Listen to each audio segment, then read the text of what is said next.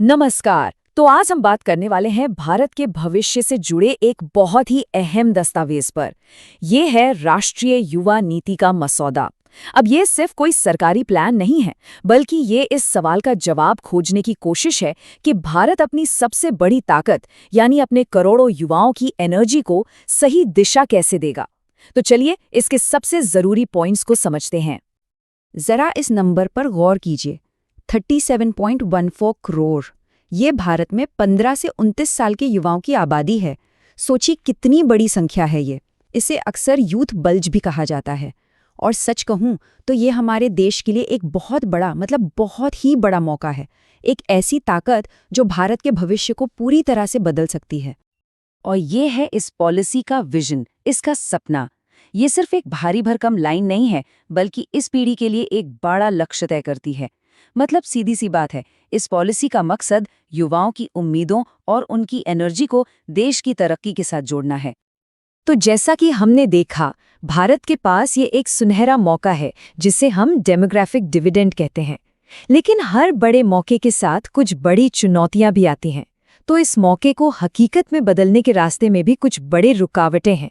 चलिए सबसे पहले उन्हीं को समझते हैं। और सबसे पहली और शायद सबसे बड़ी चुनौती है स्किल्स और जॉब्स की। ये इस पॉलिसी की सबसे बड़ी चिंताओं में से एक है। असल प्रॉब्लम है पढ़ाई लिखाई और नौकरी की दुनिया के बीच की एक बहुत बड़ी खाई। हमारे कई युवाओं के पास डिग्री तो है, लेकिन नौकरी के लिए जो जरूरी हुनर चाहिए वो नहीं है। तो सवाल उठता है कि आखिर असल में दिक्कतें हैं कहाँ? वे कौन सी रुकावटें हैं जो हमारे युवाओं को आगे बढ़ने से रोक रही हैं? अब जो आंकड़े हम देखेंगे वो इस समस्या की गहराई को और भी साफ कर देंगे। 32.9%। ये आंकड़ा उन युवाओं का है जो नीट कैटेगरी में आते हैं, यानी नॉट इन एजुकेशन, एम्प्लॉयमेंट और ट्रेनिंग। मतलब सोच कर देखिए, हमारे हर 3 में से लगभग एक युवा न तो कोई पढ़ाई कर रहा है, न नौकरी कर रहा है और न ही कोई ट्रेनिंग ले रहा है। ये वाकई एक बहुत बड़ी चुनौती है। और ये टेबल तो एक और भी गहरी कहानी बताती है। देखिए, बात सिर्फ डिग्री होने की नहीं है, बल्कि कौन सी डिग्री है इसकी है। बीकॉम और एमबीए जैसे कोर्स जो मार्केट की ज़रूरतों के हिसाब से माने जाते हैं, उनमें नौकरी मिलने की दर 60% के आसपास है। लेकिन वहीं दूसरी तरफ बीए, बीएससी और पॉलिटेक्निक में ये आंकड़ा काफ़ी नीचे आ जाता है। इससे साफ है कि हमारी पढ़ाई और इंडस्ट्री की ज़रूरतों में एक बड़ा गैप है। तो ठीक है, समस्या तो हमने देख ली। अब बात करते हैं समाधान की। ये पॉलिसी स्किल डेवलपमेंट के लिए एक बिल्कुल नए अप्रोच पर फोकस कर रही है, जिसे हम कह सकते हैं करके सीखना। चलिए इसे और अच्छे से समझते हैं। ये है इस पॉलिसी का मूल मंत्र, एक्सपीरियंशियल लर्निंग। अब ये है क्या?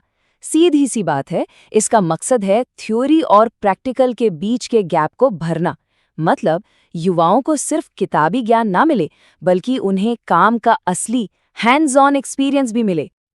अब इस आइडिया को हकीकत बनाने के लिए युवा नाम का एक डिजिटल पोर्टल बनाने का प्रस्ताव है। इसका मॉडल बहुत सिंपल है। कंपनियां, सरकारी विभाग, एनजीओ ये सब इस पोर्टल पर प्रैक्टिकल ट्रेनिंग के मौके डालेंगे और देश का कोई भी युवा कहीं से भी इन मौकों से जुड़कर असली काम का अनुभव ले सकेगा। ये टेक्नोलॉजी का एक शानदार इस्तेमाल है जो मौकों को कुछ बड़े शहरों से निकालकर पूरे देश तक पहुंचाएगा। इस पॉलिसी का एक बहुत बड़ा लक्ष्य और भी है, जो सिर्फ स्किल से जुड़ा नहीं है, बल्कि सोच से जुड़ा है। ये युवाओं की मानसिकता को नौकरी खोजने वाले से नौकरी बनाने वाले में बदलना चाहती है। मतलब कि युवा सिर्फ नौकरी न ढूंढे, बल्कि वो खुद प्रॉब्लम सॉल्व करें, नए बिजनेस शुरू करें और अपने साथ साथ दूसरों के लिए भी मौके पैदा करें। लेकिन ये पॉलिसी सिर्फ नौकरियों और स्किल पर ही नहीं रुकती। इसका दायरा इससे कहीं ज्यादा बड़ा है। ये युवाओं को बेहतर नागरिक और आने वाले कल के लीडर्स बनाने पर भी जोर देती है। इसका एक पूरा होलिस्टिक अप्रोच है जो मानता है कि एक कामयाब युवा सिर्फ एक अच्छा कर्मचारी नहीं, बल्कि एक जिम्मेदार नागरिक भी होता है। ये चार्ट एक बहुत बड़ी सच्चाई दिखाता है। देखिए, यूनिवर्सिटी लेवल पर राष्ट्रीय सेवा योजना यानी एनएसएस की पहुंच 63% है, जो कि अच्छी है। लेकिन हाई स्कूलों में सिर्फ 4.5%। कितना बड़ा गैप है ये। पॉलिसी का लक्ष्य इसी अंतर को भरना है, ताकि कम उम्र से ही युवाओं में समाज के प्रति जिम्मेदारी की भावना जागे।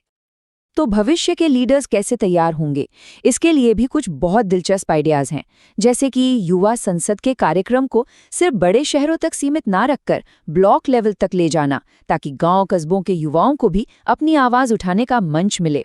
इंटरनेशनल प्रोग्राम्स के जरिए उन्हें दुनिया को समझने का मौका मिलेगा। और एक बहुत ही दिलचस्प प्रस्ताव है स्कूल ऑफ लीडरशिप बनाने का, जो खास तौर पर उन युवाओं को ट्रेन करेगा जो राजनीति और शासन में अपना करियर बनाना चाहते हैं। और हाँ, इन सब के साथ साथ ये पॉलिसी शारीरिक फिटनेस और मेंटल हेल्थ दोनों पर बराबर जोर देती है। फिटनेस की डोज आधा घंटा रोज जैसा आसान सा मंत्र और स्ट्रेस मैनेजमेंट के लिए काउंसलिंग की सुविधा, ये सब इसके होलिस्टिक विजन का ही हिस्सा हैं। तो चलिए अब आखिर में फटाफट देख लेते हैं कि इस पूरे प्लान का निचोड़ क्या है। इस नीति में बताए गए ठोस एक्शन प्लान पर एक नजर डालते हैं। तो मोटे तौर पर एक्शन प्लान क्या है? पहला, स्किल्स के गैप को भरने के लिए एक युवा पोर्टल। दूसरा, सामाजिक जिम्मेदारी बढ़ाने के लिए हर स्कूल कॉलेज में कम्युनिटी सर्विस का विस्तार। तीसरा, भविष्य के नेता तैयार करने के लिए एक स्कूल ऑफ लीडरशिप। और इन सभी कोशिशों की कामयाबी को नापने के लिए जिला लेवल पर डेटा सेंटर्स। ये वो ठोस कदम है जिनसे इस विजन को हकीकत में बदलने की योजना है। और आखिर में यही बड़ा सवाल बचता है। कागज पर तो ये विजन बहुत शानदार लगता है, लेकिन क्या ये नीति भारत की यूथ बल्ज को सच में एक शक्तिशाली डेमोग्राफिक डिविडेंड में बदल पाएगी? इसका असली इम्तिहान तो इसे जमीन पर उतारने में होगा।